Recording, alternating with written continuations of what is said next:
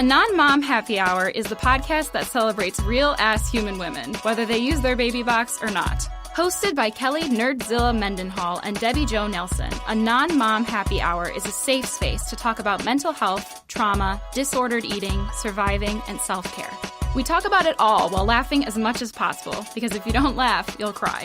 Each week is a new episode, and every other week we interview badass women from around the US and the world. If you like to laugh, feel like you've never quite fit into most lady groups or podcasts because you're not a mom, or are a mom who needs a break from momming for an hour, you should come hang out with us. A Non-Mom Happy Hour, bringing healing through laughter and community. Streaming basically everywhere you could possibly want to find us. Remember, always be a real-ass human. To check out the podcast, visit anonmomhappyhour.com.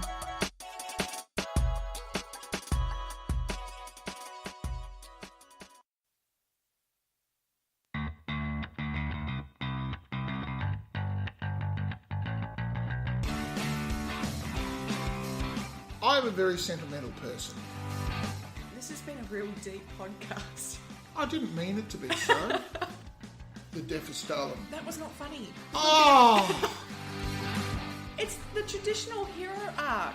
You want to see them struggle. There's no heroes here. No. Come on. No. And I still think to this day that they probably are still, thrusting around the dark, so to speak. I think, no, don't.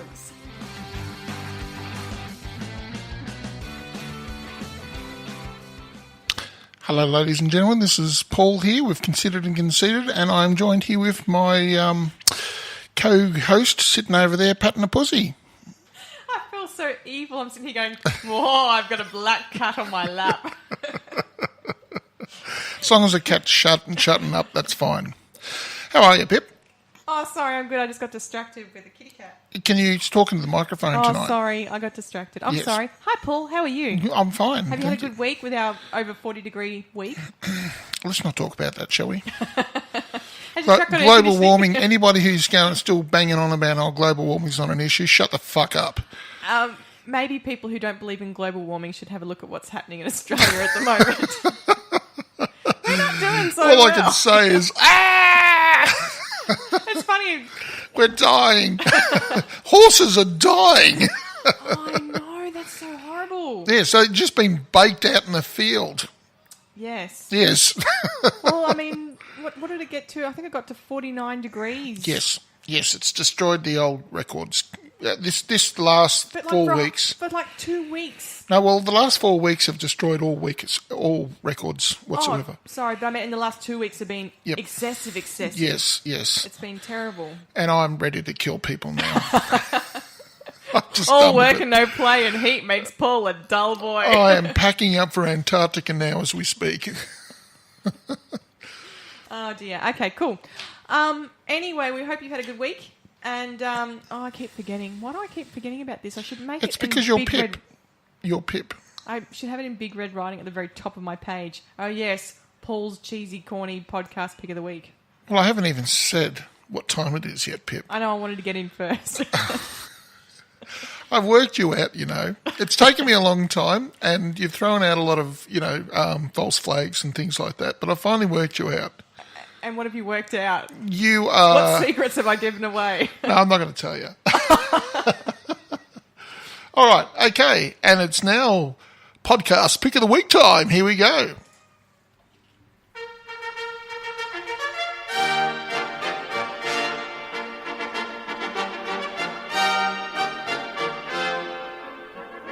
Ladies and gentlemen, please be upstanding for the podcast pick of the week.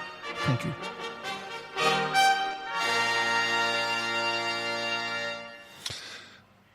Wow. Oh, come on. It is surely it's growing on you by now. It's growing on me like a lichen. It's like lichen. Oh, what's on me? No, that's all good. So what's your podcast pick of the week, Paul? Well, I think it's your podcast pick of the week this week, Pip, because you've got it written down and I don't, and I can't remember what it is. I only wrote it down just so that we'd say it properly. You better read out what it says. Stephen Fry's Great Leap Year. Okay, now, this is a podcast that only has 6 episodes. At the moment, yes. Yes. I can't...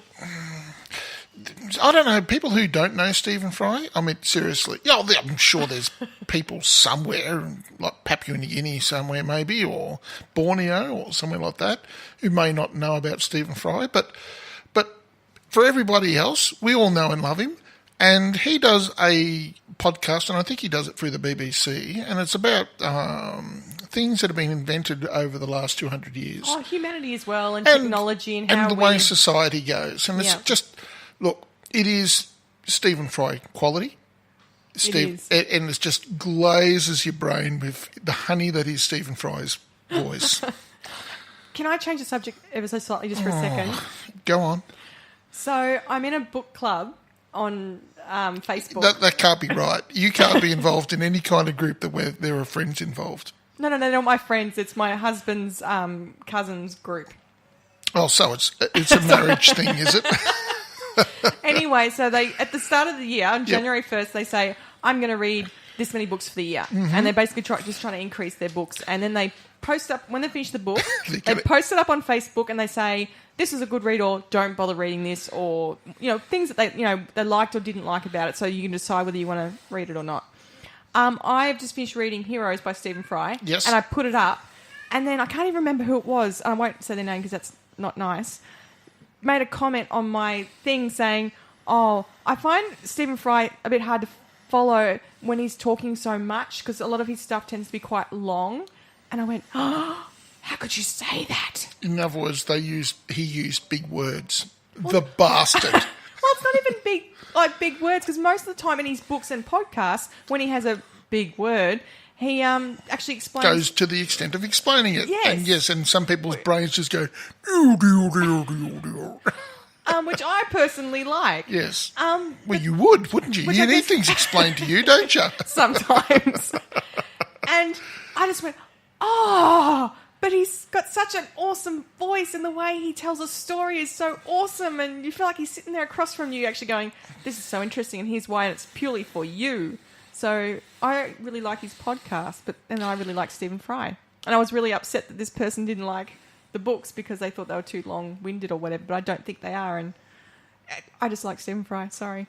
I'll stop. So getting back to Stephen Fry's podcast named... Great Leap Year. Yes. By all means, please listen to this, because this is an extremely good podcast. It's only 6 episodes, but It's only just got started. Yes, look, it will broaden your horizons of your mental visage of the world. How do you like that? It's not bad, is it? No, that was good. That was all right. I just pulled that out of my ass. It wasn't Stephen Fry, but, it's not too bad. Oh, fuck you. I have Stephen Fry moments. Do you? No. Oh. So, yes, we think you should listen to the podcast Stephen Fry's Great Leap Year. Yes, excellent. Okay, now, our first movie. Cuban Fury. Cuban Fury. Now, you picked this one, didn't you? I sure did. You sure did. Now, just would you be able to give me a synopsis, please?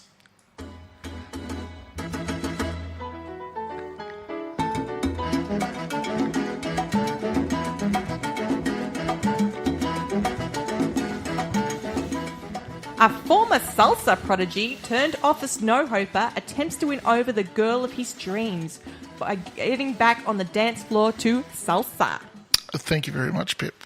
Do, do, do, do, do, do, do, do, do. We can't sit here. We're both sitting here salsering away at the table here. I'm not... I salsa. Well, I don't know how to salsa, so I'm just bopping. Yes.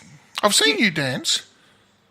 Yeah, you've seen me bop. Like in time to music. You haven't seen me dance. There's a difference. No, well, you're quite correct. I've seen you bop then, yes, because, yes. I can bop in time to music? Yes. Salsa? No. And I've been known to be, and you have witnessed people remark on the fact that I'm a good little mover, aren't I?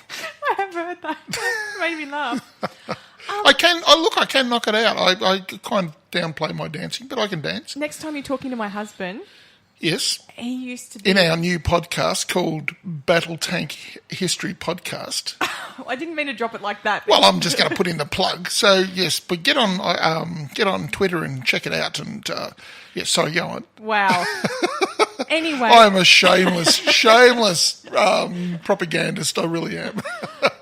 Anyway, next time you're talking to my husband, he used to be a dance like student he used to go to all the different circuits and I would dance. imagine he would. And there's like a picture of him with like the turquoise and sparkly suit and God. everything. Yes. He was very good. I'm sure he was.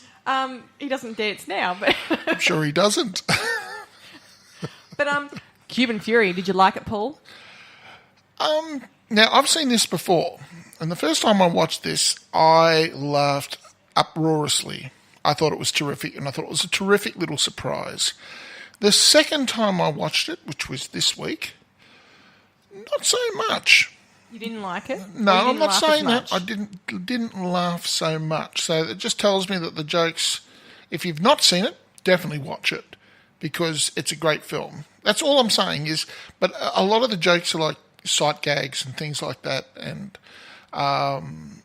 and watching people that you have, like for example, IT Crowd's Chris O'Dowd playing a bad guy is in itself Can I just an extremely funny thing. He's very talented in it, in the fact that I thought he was the biggest creep ever. Yeah, well, he did give that. He was. Didn't he play a creep so well that you hated him so much? You know, it's funny. I can play a creep too. No, but he's playing a creep. He's not. Ladies and gentlemen, did you hear that? Did you hear that? It's now locked in tape forever. Oh, I'm going to cut that. But what is weird is you think of him from IT Crowd, and then he comes into this and you go, oh, he's a bastard. Oh, what a bastard he is. Oh. Truly a bastard. Yes, he's a shocker. Big time. Look, loved it. But it is, to be fair, it is a low-budget British comedy in the same vein as Run, Fat Boy, Run. I actually found it, on the second watch, more serious. He is actually... You mean not as funny? No, well, it still had funny aspects, but you're actually going, well, hang on, this is how he feels. Why is he doing the salsa? In the end, in other words, it had just a little bit more of a serious tone to it. It does. It is funny. Don't get us wrong. Oh, it is funny. It is definitely funny. Even the second time through, thoroughly enjoyed watching it, guys. Go and watch it. Happy to say, rubber stamp. Hardbottle says go watch. But the second time through, I found, a little bit more pensive about it. Well, you're probably thinking about it more. You've got past the laughing. Maybe it's the fact that we've been doing this for 6 months now. Now I'm sitting there analysing the shit out of it. I mean, on the first watch, you get what's on the surface, but after another watch, you might see something a bit deeper. So there's not a lot of deepness in there, though. To be fair, it's not a deep film. Oh, I'm not saying it's not like a truly thinking film. It's still a comedy. It's not a truly thinking film. No, but there's just a couple of little parts where he really bears his soul, and you really feel for him. He does. And then in the end, where she goes, why do you actually want to dance? But it's because it's not just for her. It's because he's a comedian, and when comedians open their heart out on screen, they can do it with a integrity that a lot of actors find difficult to do, because we've had this conversation before. They can laugh at themselves, and they've been there, done that. And so therefore they can display themselves more openly, and it can be far more touching. So actually, I didn't mind that aspect. Like a weasel in your pants. Far more touching. I'm going to just step over that one. Do you know Yes. that Nick Frost, Yes. had not done any dancing before this movie, and then he danced for 7 hours a day for 7 months? And it showed, because he was pulling off some pretty slick moves there. I was pretty impressed. Yeah, I'm like, whoa! Yeah, go fat boy dance. Dance, fat boy, dance. That's the one. He's a good little mover. He's a good little mover. Don't underestimate the fat man. That's all I'm saying. He did really well. Do you know why fat men can sometimes dance quite well? Fill me in. Because a lot of dance requires strength and sure-footedness. And if nothing else, fat people learn to hold their weight properly because they have to, because they're always on balance. Okay. There you go. No, but I was watching going, I'd love to be able to do that. And then when he said, I had to do this for 7 hours a day for 7 months, I went, I don't know if I really want to do that. Well, he showed... That's a big commitment. He did commit, and it did show, and he pulled it up well, and he didn't look like a twit doing it. No, it looked awesome. Great music, great dancing. It was pretty cool. All right. Well, what about the... Okay, we've talked about his performance, have we?